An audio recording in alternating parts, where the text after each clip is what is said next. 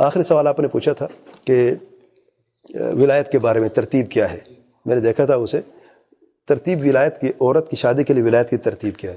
شیخ عثیمین رحمہ اللہ فرماتے ہیں 5 ہیں، اس کو ترتیب یاد کر لیں کہ ولی کون ہے. سب سے پہلے الابوہ، باپ جو ہے، پھر اس کے اوپر دادا پردادا جو بھی زندہ ہے.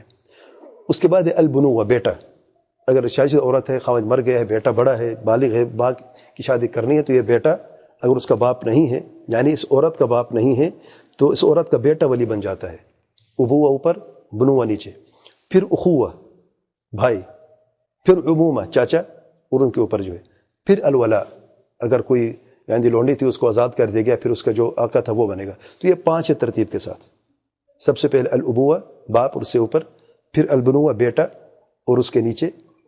پھر الاخوہ، بھائی. بھائی چاچا سے پہلے، میں نے آپ کو بتایا بھائی کا حق چاچا سے پہلے ہے. بعض یہ سمجھتے تھے کہ کیونکہ چاچا جو باپ کا یعنی برابر ہے تو چاچا کا حق بھائی سے پہلے. نہیں، شادی میں اور جو ولی بنتا ہے تو بھائی کا حق پہلے. پھر الاخوہ ہے. چوتھے نمبر پہ العمومہ ہے، چاچا جو ہے.